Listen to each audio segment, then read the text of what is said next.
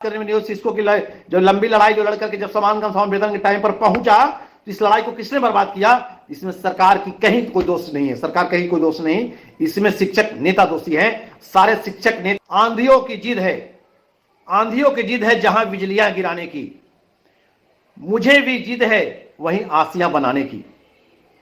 जब गद्दारी किया है भगवान माफ नहीं करेगा। मैं भगवान बनावटी राजकर्मी के नाम पर, विशिष्ट शिक्षक के नाम पर आज नेताओं ने, शिक्षक नेताओं ने शिक्षक को दलदल में ढकेलने का काम किया है। इसलिए ऐसे लोगों से सावधान रहें। और वेतनमान के रूप में वह 9300 का पे स्केल लेंगे हम लोग, सब भी हम लोग लेंगे, कालवाद प्रोन्नति भी हम लोग लेंगे, स्नातक ग्रेड में प्रोन्नति भी लेंगे हम लोग। और हम अपने राज्य के तमाम नियोजित शिक्षक साथियों की अस्मिता को बचा ले। हमारे नियोजित शिक्षक साथी गुमराह होकर, बहुत से साथी अपनी 20 साल 23 साल 14 साल 10 साल की सेवा को छोड़ करके नई नौकरी में चले गए बिना सोचे समझे। यह काफी दुख की बात है। लेकिन और जितने भी साथी हमारे अभी बिहार में 1.5 लाख से ऊपर के शिक्षक साथी जो डटे हुए हैं कि हम किसी भी हाल में नई नौकरी में नहीं जाएंगे, उन साथियों को अस्मिता को बचाना, हर हाल में हम मेहनत करके अस्मिता को बचाने का काम करेंगे। इसमें आप सभी का भी बहुत बहुत श्रेय जाता है कि आप लोग लगातार हमारे वीडियो को अधिक से अधिक उन साथियों तक भेजने का काम किए जो साथी गुमराह हो गए थे, जो साथी किसी न किसी के बहकावे में आ गए थे, जिन साथियों में किसी न किसी रूप में डर पैदा कर दिया गया था। वे तमाम साथी जब से वीडियो हम लोग का जाने लगा, एक दूसरे लोग शेयर करने लगे, समझ गए और समझ करके अपना मूल जो घर हमारा है, जो नियोजित जो शब्द हमारा है, हम बहकावे में नहीं आएंगे, ऐसा लोगों ने शपथ लिया। और आज बिहार के 1.5 लाख शिक्षक, लगभग ऊपर ही, नीचे नहीं आ सकता है, 1.5 लाख प्लस कहा जा सकता है, शिक्षक अपनी पुरानी नौकरी में ही रहना पसंद करते हैं। क्योंकि हमारी जो मांग थी वह राजकर्मी नहीं था। आज कुछ लोग कमेंट बॉक्स में लिखे हैं कि हम लोग राजकर्मी का मांग करते करते आज राजकर्मी मिल रहा है तो नियोजित रहना पसंद कर रहे हैं। 1-2 लोग कमेंट किए हैं। तो हमारी जो लड़ाई थी, हमारी जो मांग थी, वह राजकर्मी नहीं था। हम लोग समान काम के समान वेतन का मांग की थी। इसी को लेकर सुप्रीम कोर्ट गए थे। सुप्रीम कोर्ट में सरकार अपना हलफनामा दायर किया, बोली क्या कि अभी बिहार की स्थिति सही नहीं है, जब स्थिति सही हो जाएगा तो हम इनको समान काम का समान वेतन का कुछ मुख्य हिस्सा देंगे इनको।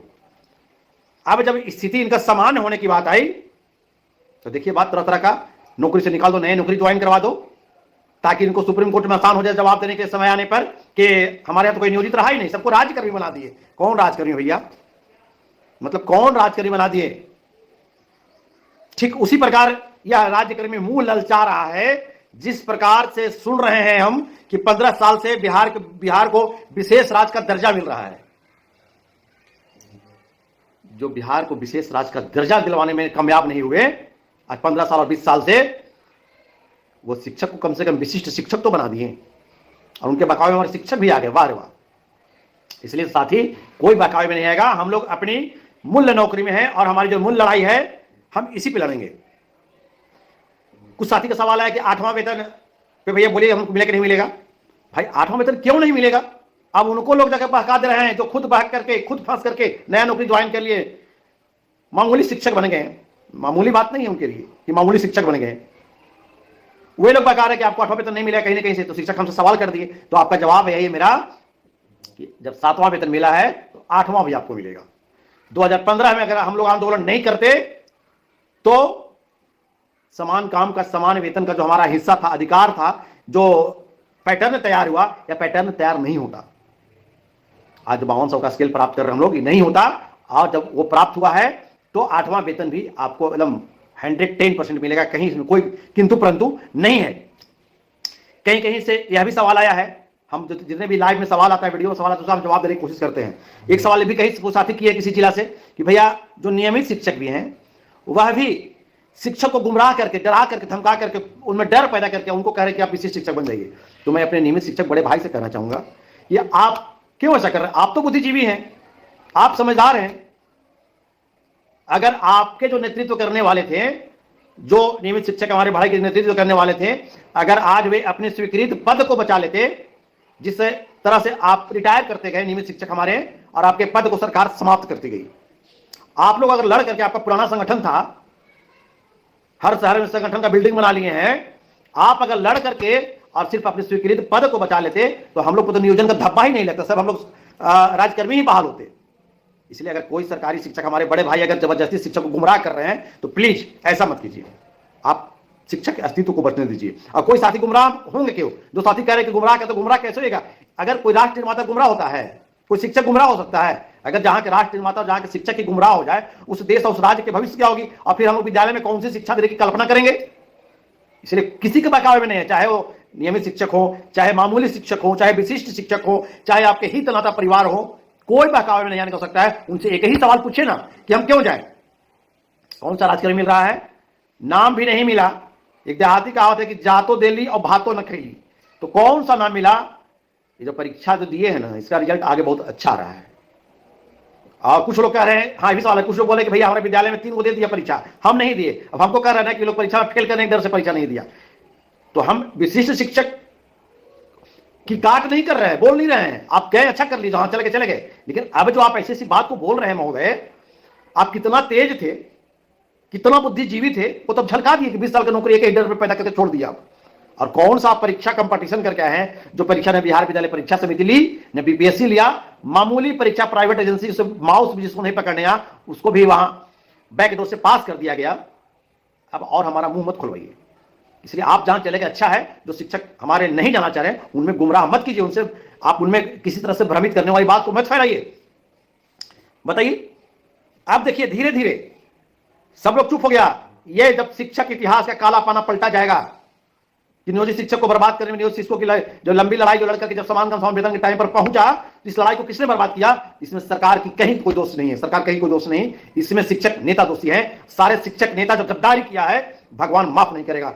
मैं भगवान से यही प्रार्थना करता हूं कि भगवान अगर सचमुच ऊपर वाले में ताकत है तो आप इंसाफ करके दिखलाइए कि जिस प्रकार से शिक्षक नेताओं ने लगातार शिक्षकों से चंदा किया, शिक्षकों के पैसा से सब कुछ अपना संपत्ति बना लिया, और जब शिक्षक के मूल हित की लड़ाई लड़ने की बात आई तो खुद फार्म भरा, उसके सारे नेता फॉर्म भरे और अपनी पत्नी तक को परीक्षा दिलवा दिया। और दिलवा कर चुपके अब फिर धीरे धीरे जब देख रहा कि भारी मात्रा में लोग ज्वाइन कर लिया, ज्वाइन करने में विशिष्ट शिक्षक कुछ लोग बन गया, अब धीरे धीरे विशिष्ट शिक्षक की तरफ से आ रहे हैं, रास्ता खोज रहे हैं कि विशिष्ट शिक्षक नेतागिरी करे और एक नए सगुफा लेकर के धीरे धीरे यूट्यूब पर और सोशल मीडिया पर आ रहे हैं कि हम फलना लड़ाई लड़ेंगे, फलना लड़ाई लड़ेंगे। हम शिक्षक से बस यही एक निवेदन करेंगे कि आप वैसे नेताओं की चाल में नहीं फंसे, चाहे किसी जिला के है, चाहे वो नेता आपका क्यों खास क्यों नहीं हो, आप उसके जाल में नहीं फंसे। वही नेता को बर्बाद किया और फिर वो आपके जाल में आपको फंसाएगा। फलना मांग, ये करेंगे मांग, वो करेंगे मांग, ये करेंगे मांग, और फिर तरह से आपके बीच में चेहरा दिखा रहा है, कभी यहाँ मीटिंग कभी वहां मीटिंग। ये सब झूठ है। कुछ लोग बोले कि नाम ओपन कीजिए भैया, कौन कौन नेता है? आपको मालूम नहीं है बंधु कौन कौन नेता है? हम भी तो 2-3 से नेता थे और आपके बीच आज तक लड़ रहे हैं। हम कोई नया नेता नहीं है कि हम अभी आकर के आपके बीच में हैं। 2003 से मेरा इतिहास है और ना हम संगठन बदले हैं, न अपनी इच्छा शक्ति को बदले हैं। मेरा इच्छा शक्ति चाहे पटना का आंदोलन रहा हो, चाहे आर ब्लॉक का चौराहा रहा हो, चाहे हड़ताली चौक रहा हो, चाहे गर्दनी बाग रहा हो, हम हमेशा आगे बढ़कर के भूमिका निभाने का काम किए हैं। आज तक हमारे रिकॉर्ड है।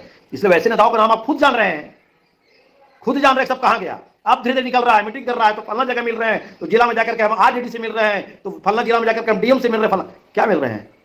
एक बहुत बड़े हिस्सा को गुमराह करके ढकेल दिया। अब सोच रहा है कि यहां राजनीति करें, 20 साल राजनीति को वहां किए, अब यहां करें। इसलिए वैसे नेताओं से सावधान रहिए। हम जब लड़ाई लड़ते थे, हम मंच पे हम भाषण बोला करते थे कि शिक्षक साथी, नियोजित शिक्षक साथी धैर्य रखें, हिम्मत रखें। जिस प्रकार से हम लोग किसी यात्रा को निकलते हैं तो कहते हैं कि हम लोग 90 किलोमीटर दूरी चल गए, अब 10 किलोमीटर और बचा हुआ है, तो हम बताते थे कि हम समान काम के समान वेतन की दूरी 95 किलोमीटर तय कर लिए हैं, 5 किलोमीटर और बचा हुआ है बोलते थे। लेकिन उस 5 किलोमीटर की दूरी जैसे हम लोग तय करने पर पहुंचे, लोग बनावटी राजकर्मी के नाम पर, विशिष्ट शिक्षक के नाम पर, नेताओं ने, शिक्षक नेताओं ने शिक्षक को दलदल में ढकेलने का काम किया है। इसलिए ऐसे लोगों से सावधान रहें। और जो हमारे नियोजित शिक्षक साथी हैं, मैं आपको बताऊंगा कि हमारा जो अगला पड़ाव होगा, हम लोग जो हमारी जो आगे मांग होगी, जब हम निचला सीढ़ी पर चढ़वे नहीं करेंगे तो ऊपर कहां से चढ़ जाएंगे जी। हम लोग निचला सीढ़ी पर चढ़ गए, सब चढ़ गए हैं। अब ऊपर वाला सीढ़ी पर चढ़ने का जब समय आया है, जिनको गुमराह होने दीजिए। हम लोग का अगला पड़ाव जो होगा वेतनमान के रूप में, वह 9300 का पे स्केल लेंगे हम लोग। सरकार को देना मजबूरी है। हाई कोर्ट का स्पष्ट फैसला है 2020 के तहत प्रोन्नति वाली जो बात आ रही है, तो प्रोन्नति के लिए भी सवाल आया कि भैया फलना जाए कि डीओ मार्गदर्शन मांगे। अगर किसी जिला के डीओ निकालने में मार्गदर्शन मांग रहे हैं निर्देशक से, यह बहुत बड़ा अपराध है। मतलब आपको ज्ञान नहीं है। बताइए, उसके नियमावली 2020 स्पष्ट है, उसमें मार्गदर्शन मांगने कौन सी बात आ गई? या सिर्फ और सिर्फ टाइम पास कर रहे हैं? ऐसा नहीं चलेगा। सभी जिलों में पत्र निकलेगा, कहीं साथी कोई गुमराह नहीं हो। और राज्यकर्मी समान वेतन, कहीं कहीं कालबद्ध प्रोन्नति का जो सवाल आ रहा है, आपको बता रहे हैं कि समान वेतन भी हम लोग लेंगे, कालवाद प्रोन्नति भी हम लोग लेंगे, स्नातक ग्रेड में प्रोन्नति भी लेंगे हम लोग, और अपने सारे मांग को हम लोग पूरा कराएंगे। बस नियोजित रहकर ही पूरा करेंगे, इसी में दम है, इसी में हम सब कुछ करेंगे। मैं 2 पंक्ति कहना चाहूंगा। आंधियों की जिद है, आंधियों की जिद है जहां बिजलियां गिराने की, मुझे भी जिद है वहीं आसियां बनाने की। हम हकीकत की लड़ाई को अपना लड़ते रहेंगे और लड़ करके सब कुछ लेंगे। काम करो ऐसा, काम करो ऐसा कि एक पहचान बन जाए, हर कदम ऐसा चलो कि निशान बन जाए। यहां जिंदगी तो हर कोई काट लेता है, यहां जिंदगी तो हर कोई काट लेता है, जिंदगी जियो इस कदर कि एक मिसाल बन जाए।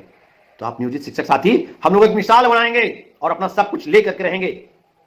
लक्ष्य को पाने को यदि हम अगर अपने मन में ठान लें कि हमको लेना है तो हमको कोई हरा नहीं सकता।